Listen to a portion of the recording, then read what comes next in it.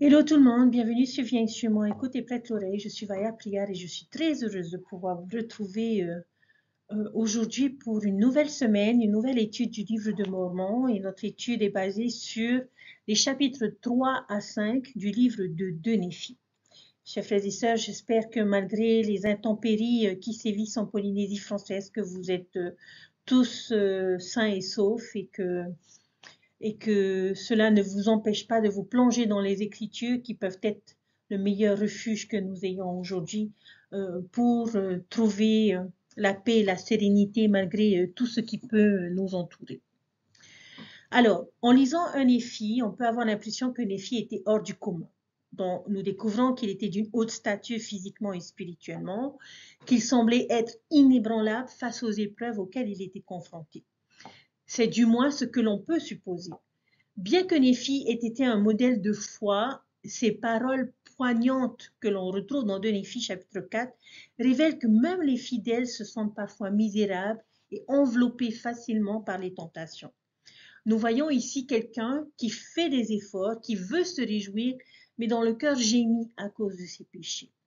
Nous pouvons nous retrouver dans ces paroles et cette détermination pleine d'espérance manifestée par ces mots.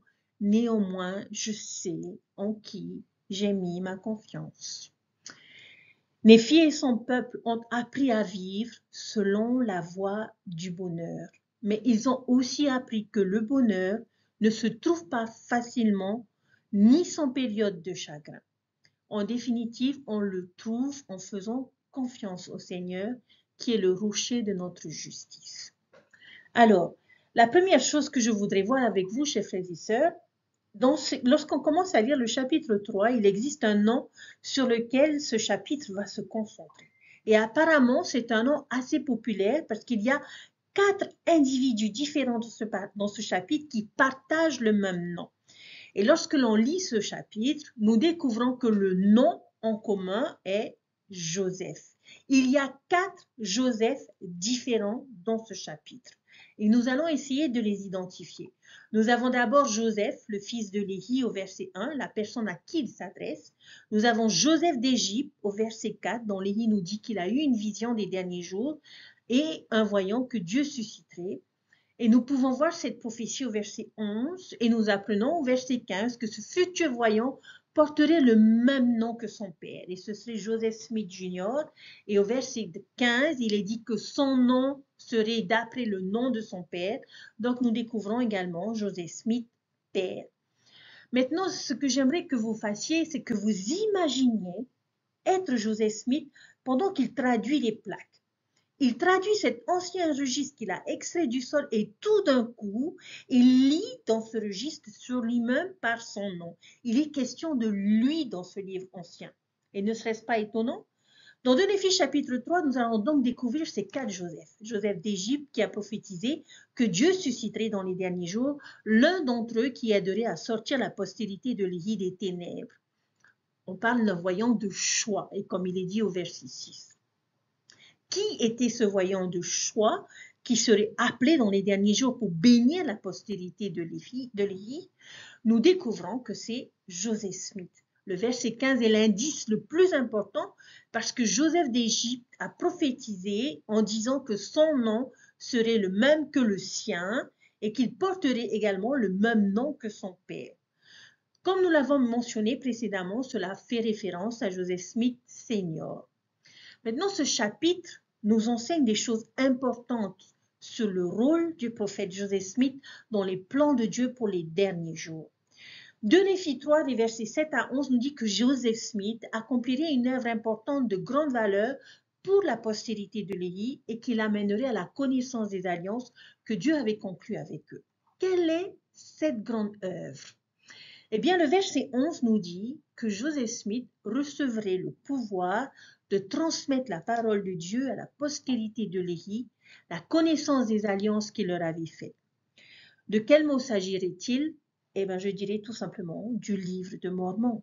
Non seulement Joseph aurait le pouvoir de transmettre la parole de Dieu à la postérité de Léhi, mais il les convaincrait également de la parole de Dieu qui serait déjà diffusée parmi eux. À quel livre fait-il référence ici? Dans les versets 11 et 12, il fait référence à la Bible. Et le verset 12 nous donne plus de détails sur ces deux œuvres qui seraient envoyées dans les derniers jours.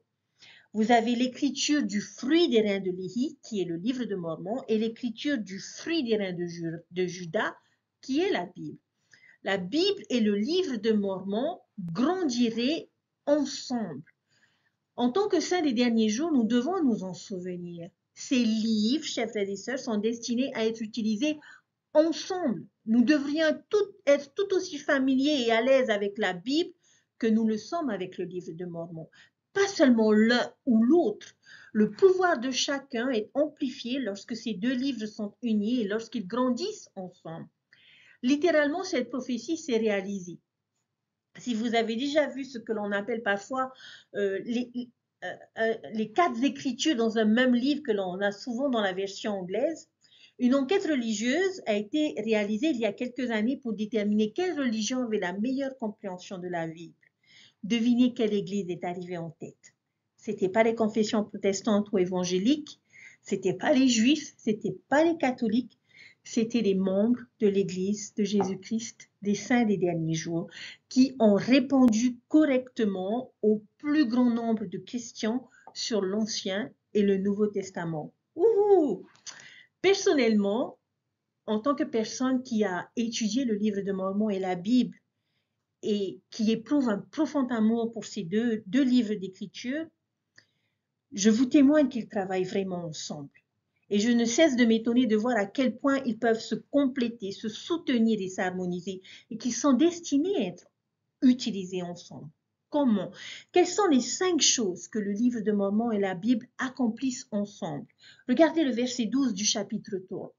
On dit que tous deux vont confondre les fausses doctrines, mettre fin aux querelles, établir la paix et amener la postérité de Léhi à la connaissance de leur Père et à la connaissance des alliances du Seigneur. Pouvez-vous un instant méditer sur un exemple de la façon dont le livre de Mormon et la Bible ont accompli une de ces choses dans les derniers jours? Ensemble, ils confondent les fausses doctrines comme le baptême des enfants, le déni d'une résurrection littérale, le culte de Marie, une trop grande importance accordée à la foi ou aux œuvres du salut, et tellement d'autres. Ensemble, ils exposent des controverses sur des sujets tels que le rôle du Christ dans la divinité, la véritable nature de l'expiation, la chute d'Adam et Ève, et nous l'avons vu la semaine dernière, le plan du salut et l'importance de la révélation continue. Ensemble, ils établissent la paix. Une façon d'y parvenir est que l'idée même du livre de Mormon est une chose culturellement unificatrice. Cela montre que le Christ a visité non seulement les peuples bibliques, mais aussi les anciens habitants des Amériques ainsi que d'autres. Les doctrines de l'Évangile sont pour tous. Et qui peut douter que ces livres n'aient donné à la postérité de Léhi une connaissance de leur Père et des alliances du Seigneur? Parce que l'Évangile rétabli de Jésus-Christ a été envoyé dans le monde entier, parmi les peuples amérindiens et dans toute l'Amérique centrale et du Sud, où de nombreux descendants de Léhi sont trouvés. Les versets 13 à 14 du chapitre 3 nous disent que le Seigneur bénira ce voyant, Joseph Smith. C'est de la faiblesse qu'il deviendra fort, et ceux qui cherchent à le détruire seront confus. Dans les versets 15 à 25, nous découvrons ce que le prophète Joseph Smith Jr. accomplirait dans sa vie, et particulièrement le verset 24 qui dit « Et il se lèvera parmi eux un puissant qui fera beaucoup de bien, tant en parole qu'en acte, étant un instrument entre les mains de Dieu, avec une foi extrême pour opérer des puissants prodiges et faire ce qui est grand aux yeux de Dieu, pour apporter le rétablissement de la maison d'Israël et à la postérité de ses frères. » Il y a maintenant un hommage digne de Joseph Smith qui pourrait être au même rang que celui que nous trouvons dans Doctrine et Alliance, section 135. Joseph était puissant en parole et en acte, et il a fait beaucoup de bien. Il était un instrument entre les mains de Dieu. Il avait une foi extrême, il a fait de grandes merveilles. Il a apporté le rétablissement à la fois à la maison d'Israël, mais aussi à la postérité de Léhi. Il est étonnant de voir tout ce que Joseph a pu accomplir au cours de ses 38 années de vie. Beaucoup de choses pourraient être mentionnées. Mais permettez-moi de partager le résumé de John Taylor qui a dit ceci. Joseph Smith, le prophète et voyant du Seigneur, a fait plus, à l'exception de Jésus seul, pour le salut des hommes dans ce monde, que tout autre homme ayant jamais vécu dans ce monde. En l'espace de 20 ans, il a produit le livre de Mormon qu'il a traduit par le don et le pouvoir de Dieu. Il a été le moyen de publier sur 2 continents, à envoyer la plénitude de l'évangile éternel qu'il contenait aux 4 coins de la terre, a produit les révélations et les commandements qui composent ce livre des Doctrines et Alliances, ainsi que de nombreux autres documents et instructions sages pour le bénéfice des enfants des hommes, a rassemblé plusieurs milliers de saints des derniers jours, a fondé une grande ville et a laissé une renommée et un nom qui ne peuvent être tués. Il a vécu grand et il est mort grand aux yeux de Dieu et de son peuple. Et comme la plupart des oints du Seigneur dans les temps anciens, a scellé sa mission et ses œuvres avec son propre sang. Fin de citation. Le prophète Joseph Smith a été préordonné pour être ce voyant de choix dès les temps anciens pour contribuer au rétablissement de l'évangile de Jésus-Christ dans les derniers jours. Chers frères et sœurs, quel témoignage avez-vous du prophète Joseph Smith? Un témoignage de Joseph Smith, le prophète, peut être donné de manière différente à chacun d'entre nous. Il peut nous être donné tandis que nous sommes à genoux pour prier en demandant à Dieu de nous confirmer s'il était un véritable prophète. Notre témoignage peut nous être donné tandis que nous lisons le récit de la première vision du prophète. Notre témoignage peut se distiller sur notre âme pendant que nous lisons et étudions le livre de Mormon encore et encore. Il peut nous venir pendant que nous rendons témoignage du prophète ou que dans le temple nous comprenons que grâce au prophète Joseph Smith, le pouvoir sacré du scellement a été rétabli sur la terre. Avec la foi et une intention réelle, chers frères et sœurs, notre témoignage de Joseph Smith, le prophète, peut être renforcé. Chers frères et sœurs, je crois que Joseph Smith était un prophète. Je crois que c'était un homme honnête qui a vu ce qu'il a dit avoir vu, qu'il a été inspiré et appelé par Dieu pour rétablir la véritable Église de Jésus-Christ sur la terre dans les derniers jours. D'après tout ce que j'ai pu étudier de lui, d'après tout ce que j'ai pu lire sur sa personnalité et sa vie, d'après tout ce que j'ai pu ressentir à partir des vérités qu'il a traduites ou révélées, je crois que sa vocation était divine. C'était sans aucun doute un individu imparfait comme nous le sommes tous. Regardez quelle grande chose Dieu a pu accomplir avec un individu aussi imparfait et humain. Ses paroles et ses actes parlent d'eux-mêmes.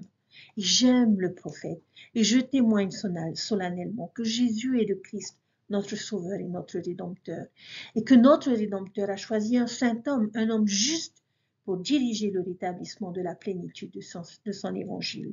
Et il a choisi Joseph Smith. Je témoigne que Joseph Smith était un homme honnête et vertueux, un disciple du Seigneur Jésus-Christ. Dieu le Père et son Fils Jésus-Christ lui sont apparus. Il a traduit le livre de Mormon par le don et le pouvoir de Dieu. Dans notre société au-delà du voile de la mort, nous comprendrons clairement l'appel sacré et la mission divine de Joseph Smith, le prophète. En ce jour proche, Joseph sera par chacun acclamé, par vous, par moi et par des millions d'autres personnes. Au nom de Jésus-Christ. Amen. Des jours grands et merveilleux nous attendent, chers frères et sœurs. Le président Monson a dit « Cette grande cause continuera d'aller de l'avant et se faisant de changer des vies et d'apporter des bénédictions. » Aucune force dans le monde ne peut arrêter l'œuvre de Dieu qui a commencé avec le prophète Joseph Smith. Quoi qu'il arrive, cette noble cause ira de l'avant. Elder Anderson a enseigné et a fait une petite analogie en disant que le rassemblement d'Israël est un miracle qui s'apparente à un immense puzzle dont les pièces seront mises à leur place avant les glorieux événements de la seconde venue. Il a dit que nous serions perplexes devant une montagne faite de morceaux d'un puzzle. De même, les premiers saints ont dû penser que le commandement de porter l'évangile rétabli au monde entier était une tâche presque aussi impossible. Mais ils ont commencé, une personne à la fois, un morceau du puzzle à la fois, trouvant les bords rectilignes et formant correctement le pourtour de cette œuvre divine. Et petit à petit, la pierre détachée sans le secours d'aucune main a commencé à rouler. Et des centaines, puis des milliers, des dizaines de milliers, maintenant des millions de saints des derniers jours, dans l'Alliance, dans toutes les nations, relient entre elles les différentes pièces de ce puzzle et de cette œuvre merveilleuse et de ce prodige. Chacun de nous est un morceau du puzzle et chacun de nous aide à positionner d'autres pièces importantes. Nous sommes importants pour cette grande cause, chers frères et sœurs. La vision qui s'étale devant nous est claire. Nous pouvons voir le miracle qui se poursuit et la main du Seigneur qui nous guide pour remplir les parties manquantes.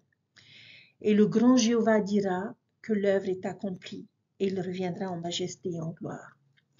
Le président Monson a dit: le moment est venu pour les membres et les missionnaires de s'unir et d'œuvrer ensemble pour lui amener des âmes. Il nous aidera dans notre tâche si nous agissons avec foi pour accomplir son œuvre.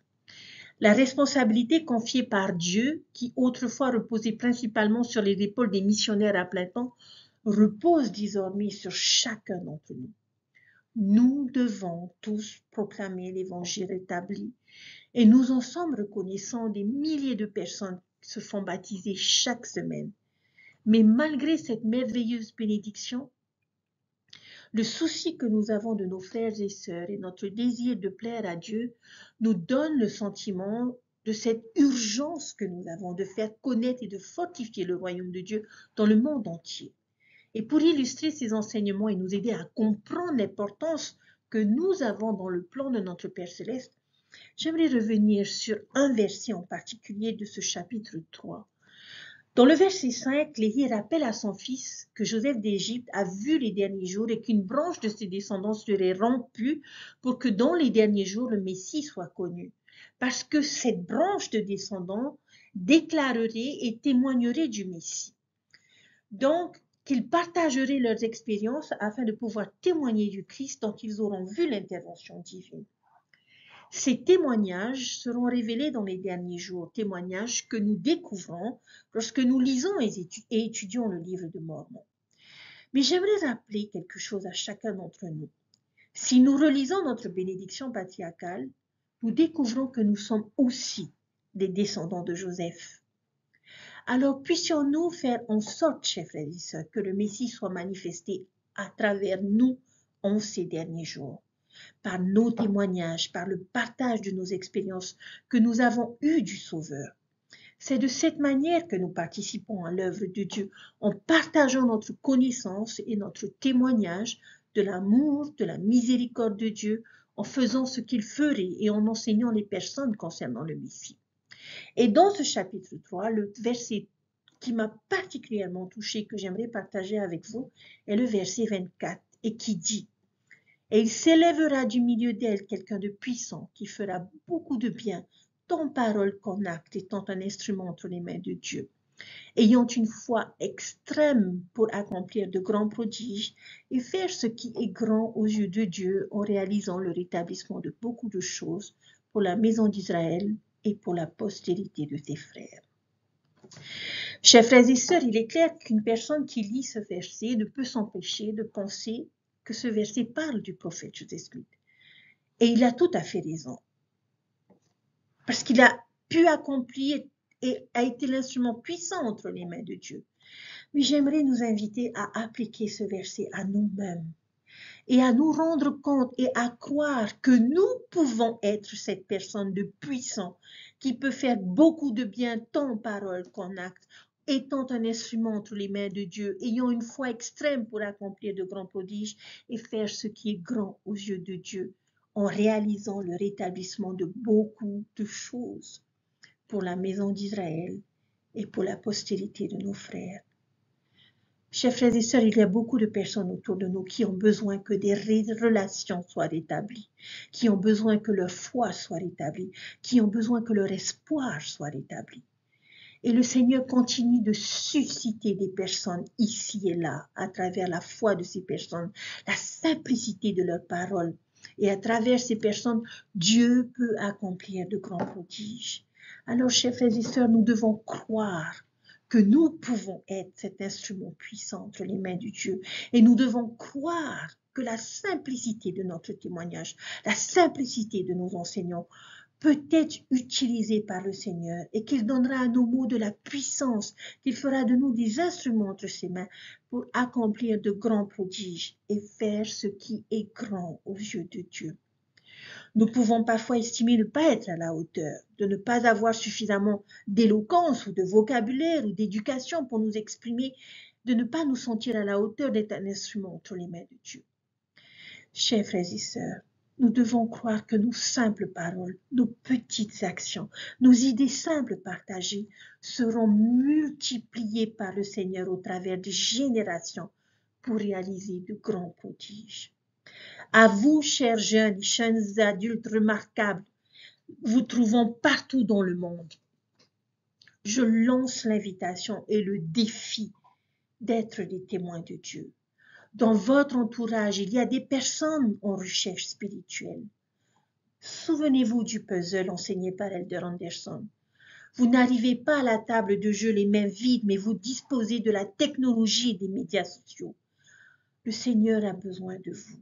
Le Seigneur a besoin que vous soyez encore plus engagés dans cette grande cause.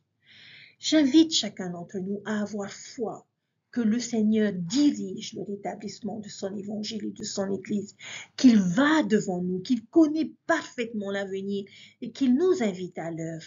Il se joint à nous pour l'accomplir. Il a établi un plan pour notre service. Et alors même que nous ferons des sacrifices, nous trouverons de la joie à aider d'autres personnes à faire des progrès afin d'être prêtes pour sa venue.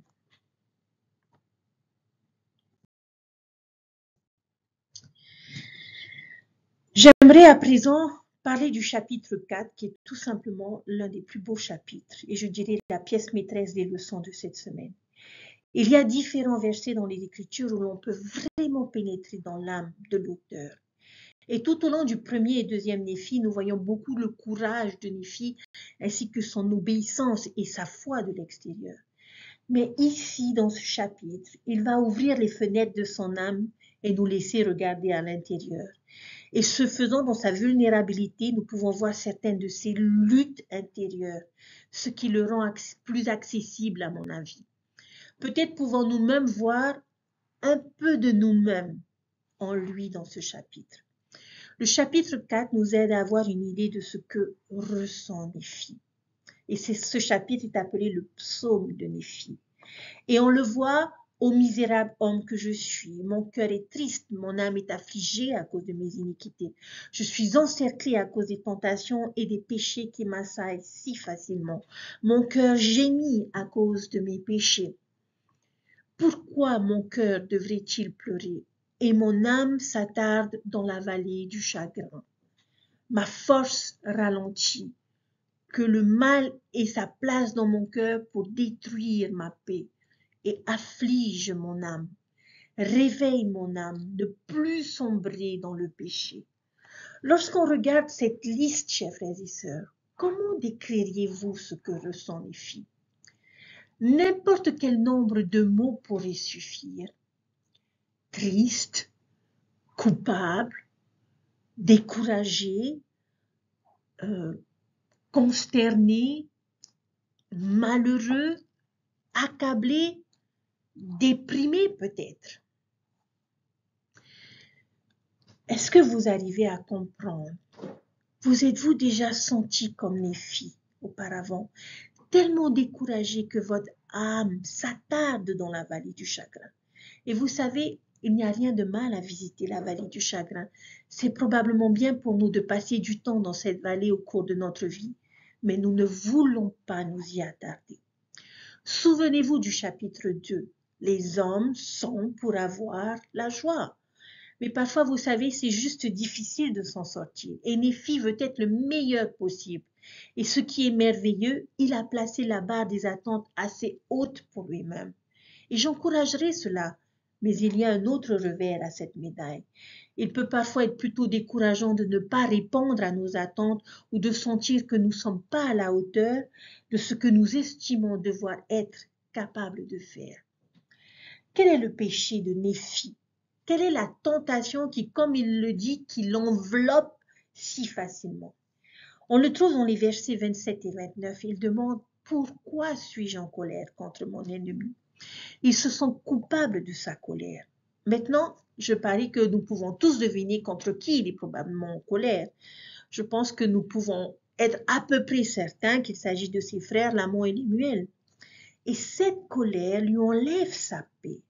Je pense qu'il reconnaît qu'il est difficile de ressentir l'esprit lorsque nous sommes en colère. Même si je parie que nous pourrions tous convenir que Néphi avait raison de se sentir en colère. Je veux dire, ils ont quand même essayé de le tuer à plusieurs reprises. Mais il n'a pas envie de ressentir ces choses. Il veut pouvoir contrôler ses actions. Il veut pouvoir contrôler ses sentiments.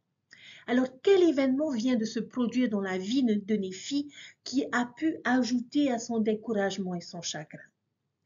Il s'agit de la mort de son père. Et malheureusement, peu de jours après sa mort, Lamon et Lémuel recommencent leur vieux tour. Alors peut-être que cela fait partie de la source de la colère de Néphi. Il essaye de pleurer, de faire face à la mort de son père dont il souffre, et maintenant il doit faire face à ses frères, Lamon et Lémuel, quelques jours plus tard. Cela devait être une période extrêmement traumatisante et émotionnellement épuisante pour Néphi. Alors que peut nous apprendre le chapitre 4? Comment vaincre le découragement? Néphi va nous montrer le chemin pour sortir de la vallée du chagrin. La sortie, l'issue. Il va nous apprendre à être plus résilients émotionnellement ou spirituellement. Nous ne voulons pas que notre stress et notre découragement nous déforment pour toujours ou pire nous détruisent. Néphi reconnaît qu'il est pressé, mais il trouve un moyen de relâcher la pression. Et à la fin du chapitre, vous avez le sentiment qu'il se sent beaucoup mieux. Alors, comment arrive-t-il à ce stade? Regardez le verset 19. Je sais en qui j'ai confiance. Verset 20. Mon Dieu a été mon soutien. Verset 34. Ô Seigneur, j'ai confiance en toi et j'aurai confiance en toi pour toujours. Une façon de surmonter le découragement, chers frères et sœurs, est de faire confiance à Dieu, de placer ces choses entre ses mains. Sachez qu'en fin de compte, Dieu est capable de tout arranger et qu'il vous soutiendra dans vos épreuves. Faites confiance à son timing, faites confiance à sa sagesse, faites confiance à ses réponses. Et ayez confiance en son amour pour vous, peu importe ce qui vous arrive. Ensuite, j'aime beaucoup regrouper les versets suivants. Verset 20. Mon Dieu est mon soutien, il m'a conduit à travers mes afflictions dans le désert et il m'a préservé sur les eaux du grand abîme. Verset 21, il m'a rempli de son amour jusqu'à ce que ma chair soit consumée. Verset 22, il a confondu mes ennemis jusqu'à les faire trembler devant moi. Verset 23, voici, il a entendu mon cri le jour et il m'a donné la connaissance par des visions pendant la nuit. Verset 24, et chaque jour je me suis enhardi des prières ferventes devant lui. Oui, j'ai élevé ma voix au ciel et des anges sont descendus et m'ont servi. Verset 25, et sur les ailes de son esprit, mon corps a été emporté sur des montagnes extrêmement hautes et mes yeux ont vu de grandes choses, oui, trop grandes pour l'homme. C'est pourquoi il m'a été commandé de ne pas les écrire. Que fait-il ici? Il compte ses bénédictions, il exprime sa gratitude pour tout ce que Dieu a fait pour lui. Et cela peut aussi nous aider. Nous pouvons reconnaître ce que nous avons et tout ce que Dieu a fait pour nous dans le passé. En nous concentrant sur le positif, nous pouvons souvent nous sortir du négatif. Une autre façon d'examiner ces versets est de réaliser que Néphi réfléchit aux expériences spirituelles passées qu'il a vécues tout au long de son voyage vers la terre promise et à la façon dont Dieu l'a aidé à travers chacune d'elles. Nous pouvons également être aidés de cette manière, chers frères et sœurs. Je ne pense pas que la plupart d'entre nous vivent tout le temps de multiples expériences spirituelles miraculeuses ou super puissantes. Mais nous vivons ce genre de choses de temps en temps. Et habituellement, la plupart de nos expériences avec l'esprit sont des choses petites et simples. Ce peut être une inspiration, une incitation, une aide ou un réconfort quotidien. Mais nous assistons de temps à autre à des événements plus profonds, plus émotionnels. Alors réfléchissons à ces moments où le découragement survient. Les périodes de grande luminosité peuvent nous fournir suffisamment de puissance pour éclairer notre chemin pendant les périodes sombres. Alors, remarquez ce que fait Néphi tout au long de ce chapitre. Il dit « Ô Seigneur, encore et encore ». Qu'est-il en train de faire? Prier pour obtenir de l'aide. Si nous sommes découragés, nous devons nous tourner vers Dieu dans la prière. Il peut nous aider. Demandez et vous recevrez. Et c'est essentiellement ce qu'il dit dans le verset 35. Oui, je sais que Dieu donne libéralement à celui qui demande. Oui, mon Dieu me donnera si je ne demande pas mal. C'est pourquoi j'élèverai ma voix vers toi. Oui, je crierai vers toi, mon Dieu, rocher de ma justice. Voici, ma voix montera pour toujours vers toi, mon rocher et mon Dieu éternel. Amen. Et le verset 32, puissent les portes de l'enfer être continuellement fermées devant moi, parce que mon cœur est brisé et mon esprit contrit. L'humilité et la soumission à la volonté et au timing de Dieu peuvent également nous aider dans notre quête pour vaincre notre découragement. Le danger est de se mettre en colère contre Dieu, chers frères et sœurs, de murmurer contre lui et d'abandonner. Ce ne sont là que quelques-unes des choses que je vois ici. Et parce que Néphi se tourne vers ces choses, il peut dire triomphalement à la fin de ce chapitre 4, au verset 34-35, « Ô Seigneur, j'ai confiance en toi, et j'aurai confiance en toi pour toujours. Je ne placerai pas ma confiance dans le bras de la chair, car je sais que maudit soit celui qui met sa confiance dans le bras de la chair. Oui, maudit soit celui qui met sa confiance dans l'homme ou qui fait de la chair son bras. Oui, je sais que Dieu donnera libéralement à celui qui demande. Oui, mon Dieu me donnera si je ne demande pas mal. C'est pourquoi j'élèverai ma voix vers toi. Oui, je crierai vers toi, mon Dieu, rocher de ma justice. Voici ma voix montera pour toujours vers toi, mon rocher et mon Dieu éternel. Amen. Avez-vous l'impression qu'il se sent mieux? Je ne pense pas qu'il soit plus dans la vallée du chagrin à ce stade.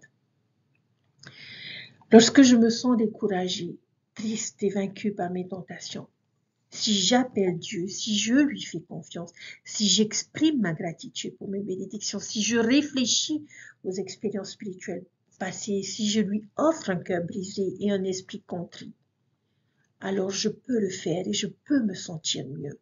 Dieu m'aidera à vaincre mon découragement. Chers frères et sœurs, l'une de ces choses vous a-t-elle déjà aidé à traverser une période de découragement? Comment? Je vous invite à le partager autour de vous. Nous allons tous faire face à deux types d'épreuves que Néphi traverse ici. Des choses qui sont hors de notre contrôle, comme la mort de Léhi et les actions de ses frères, et le découragement dû à notre incapacité à contrôler les choses que nous pensons pouvoir contrôler, comme se mettre en colère contre ses frères ou contre nos propres doutes. La promesse ici est que Dieu peut nous aider à traverser ces moments-là. Il y aura des moments où nous visiterons la vallée du chagrin, mais si nous gardons ces choses à l'esprit et nous tournons vers Dieu, nous n'aurons pas besoin de nous y attarder. Ce psaume de Néphi dans le chapitre 4 est juste magnifique. Il témoigne de son Dieu, de ce qu'il est et de ce qu'il a fait. Et il nous donne un exemple que nous pouvons suivre pour nous aider à ne plus languir dans la tristesse, le péché ou la colère. Néphi nous invite à arrêter de nous focaliser sur nos afflictions, sur notre colère, sur nos péchés, mais à nous focaliser sur la bonté de Dieu, sa miséricorde et son amour, et nous invite à prendre ces afflictions, ces difficultés, et à remettre ces choses entre les mains de Dieu, et à nous tourner vers sa bonté et sa miséricorde. Chacune des difficultés que Néphi a rencontrées lui ont permis de connaître Dieu.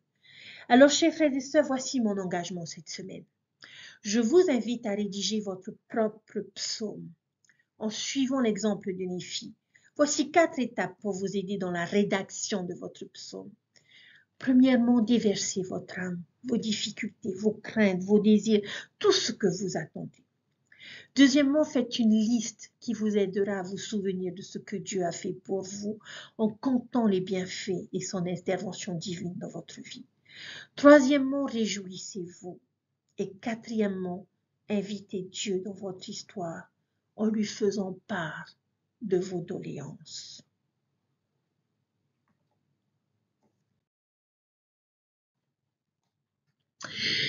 Mes chers frères et sœurs, fortifions-nous en cherchant la source de la véritable force qui est le Sauveur. Venons à lui, il nous aime et il aspire à notre bonheur et se réjouit de notre désir de faire le bien. Faisons de lui notre force, notre compagnon de chaque jour, notre bâton, notre houlette. Laissons-le nous consoler. Il n'est pas de fardeau que nous devions porter tout seuls. Sa grâce compense nos déficiences. Mes chers frères et sœurs, notre situation ne sera pas toujours idéale, mais nous pouvons cependant nous efforcer de la rendre meilleure. Du fond du cœur, je témoigne que le Sauveur offre à chacun de nous la même miséricorde, la même puissance de guérison et le même amour parfait. Il nous a assuré que son œuvre et sa gloire consistent à réaliser l'immortalité et la vie éternelle. Quelle joie de contempler la vie éternelle avec notre famille au sein de la grande famille de Dieu. Dieu est à la barre et n'en doutez pas. Lorsque nous devrons affronter l'opposition, il ouvrira un chemin là où il ne paraissait pas y en avoir. Nos efforts personnels peuvent paraître petits et insignifiants, mais les bonnes œuvres, toutes accumulées en travaillant ensemble à un but commun, produiront de grands et de merveilleux résultats. Le monde sera un meilleur endroit grâce à notre service. Notre peuple sera heureux et béni, un peuple dont le berger est notre Seigneur, qui nous guide dans les verts pâturages. Et si nous suivons ses traces et sa lumière, Dieu est notre Père, il est le royaume, la puissance et la gloire pour toujours. Jésus-Christ est notre Rédempteur, il est à la tête de cette Église et il fait connaître sa volonté et continuera à faire connaître sa volonté au sujet de cette Église. Joseph Smith était un prophète par qui toutes les clés de la prêtrise que nous utilisons ont été rétablies dans cette dispensation de la plénitude des temps. Chaque homme qui lui a succédé comme président de l'Église a été un prophète jusqu'à aujourd'hui, président Russell M. Nelson. Nous avons un prophète qui nous a supplié de faire plus que ce que nous faisons aujourd'hui et d'être meilleurs que nous le sommes maintenant, de laisser Dieu prévaloir dans notre vie et de penser de manière céleste et d'éviter les conflits, d'être des artisans de paix. Chers frères et sœurs, Dieu vit et il nous aime. Jésus-Christ vit et nous aime et tous deux seront notre soutien à tout moment. Puissions-nous croire que nous pouvons aussi être cet instrument puissant entre les mains de Dieu et participer à la réalisation de ce puzzle qui est l'œuvre de Dieu. Apporter notre contribution, aussi petite soit-elle, mais ayons foi que nos petits efforts seront multipliés par le Seigneur et pourront toucher les enfants de notre Père Céleste et les inviter à revenir à notre Sauveur Jésus-Christ. J'en témoigne avec toute la force de mon âme, au nom de Jésus-Christ. Amen. Je vous souhaite à chacun d'entre vous une merveilleuse semaine. S'il vous plaît, chers frères et sœurs, rédigez votre psaume et vous verrez que ce sera quelque chose vers lequel vous pourrez toujours vous retourner lorsque vous vous sentirez dépassé, découragé et triste. Je vous souhaite une merveilleuse semaine. Ayez de la reconnaissance pour le prophète Joseph Smith.